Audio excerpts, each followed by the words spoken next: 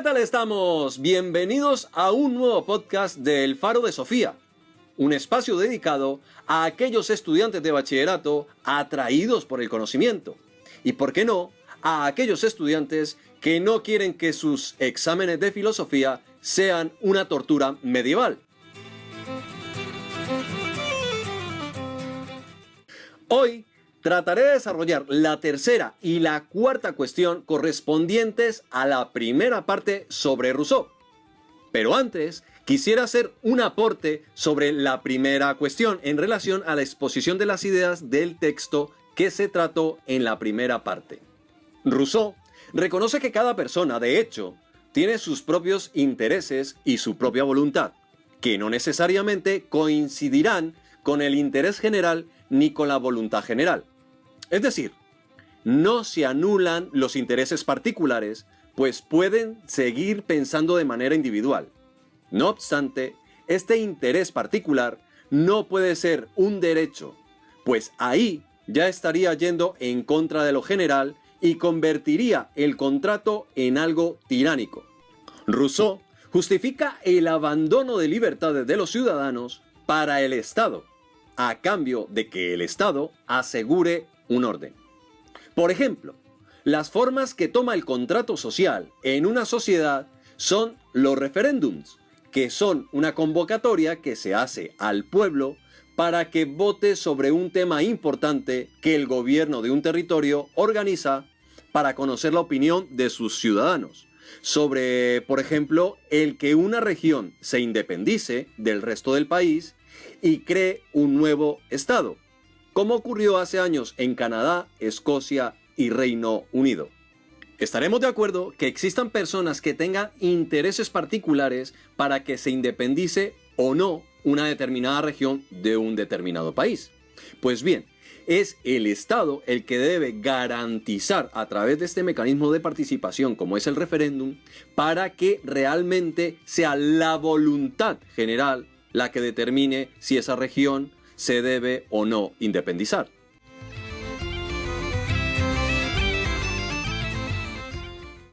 Ahora sí, vamos a desarrollar la tercera cuestión. ¿Qué nos dice?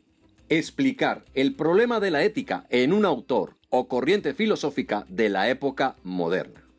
Y el autor para explicar este problema ético será Kant.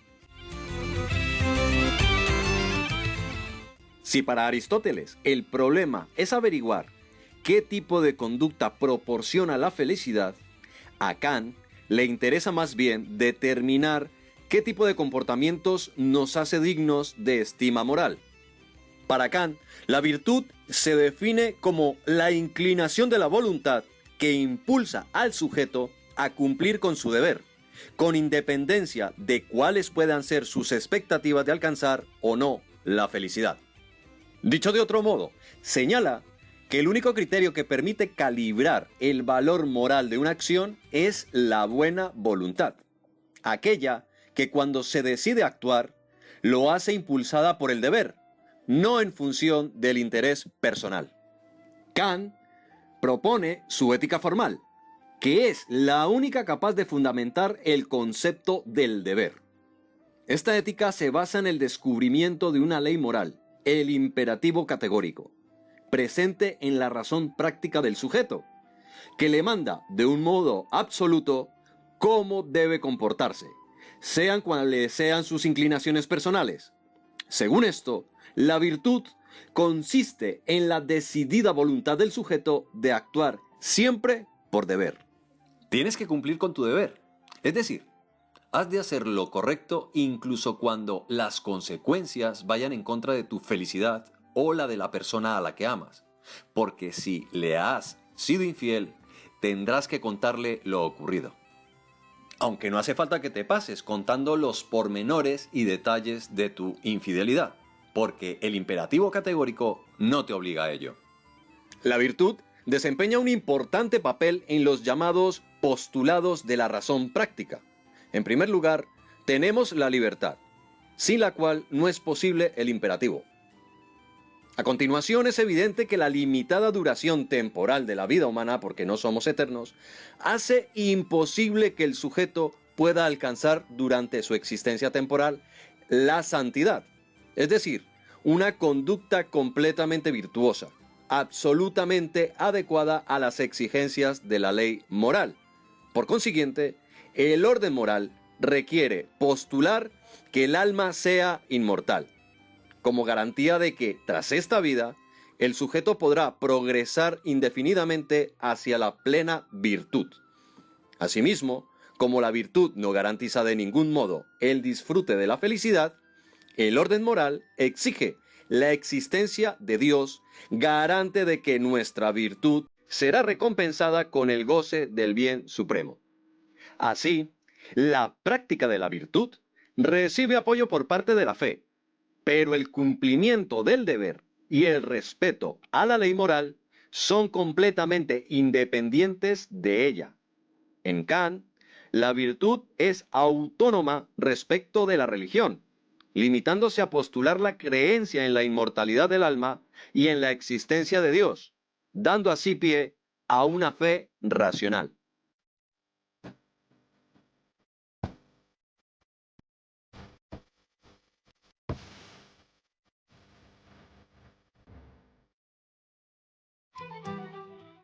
La cuarta cuestión sería explicar el problema del ser humano en un autor o corriente filosófica de la época contemporánea. Para ello, vamos a inclinarnos por Nietzsche, que ha ejercido una gran influencia en la filosofía contemporánea. Nietzsche considera que la cultura occidental entró en crisis cuando Sócrates y Platón hicieron triunfar una moral y una metafísica contrarias a los impulsos vitales de los hombres, rompiendo así el equilibrio perfecto entre la razón apolínea y la vida dionisíaca, que había dominado hasta entonces el mundo griego. Recordemos que lo apolíneo tiene que ver o es relativo al dios Apolo, que representa la armonía, la razón y la serenidad. Y lo dionisíaco es relativo al dios Dionisos, que representa la embriaguez, la vitalidad y lo impulsivo. La llegada del cristianismo a Occidente vino a agravar esa tendencia iniciada en Grecia, pues no solo reprimió y convirtió en pecado la satisfacción de los impulsos vitales, sino que hizo de lo sensible algo inferior y secundario con respecto a Dios. En su época, Nietzsche considera que se ha producido un acontecimiento que permitirá cambiar el rumbo del mundo: la muerte de Dios. Una manera de expresar que los valores predominantes hasta entonces han entrado en bancarrota. El nihilismo se apodera de las conciencias y en medio de una gran crisis de valores surge la oportunidad de construir una nueva concepción de la realidad y del hombre. La propuesta de Nietzsche para superar este estado de postración es volver a recuperar los valores dionisíacos, vitales, que el triunfo del racionalismo arrinconó. El instrumento para conseguirlo es la voluntad de poder, una fuerza creadora que aspira a hacer de la vida, de lo sensible y de la creatividad el signo de los nuevos tiempos. El hombre que hará surgir estos valores es el superhombre, un individuo superior al hombre y amante de la vida por encima de cualquier otra cosa. Por eso, aspira a un eterno retorno en el que sea posible su permanente afirmación. El eterno retorno es el símbolo de la capacidad del superhombre de amar la vida, de afirmar su valor, incluso en las circunstancias más adversas y dolorosas. A diferencia del hombre débil, creado por Platón y el cristianismo, que traiciona la vida a cambio de una realidad supraterrenal. Bueno chicos, hemos llegado al final de esta segunda parte del examen sobre Rousseau. Hasta un próximo podcast, mucho juicio y pórtense bien. Chao.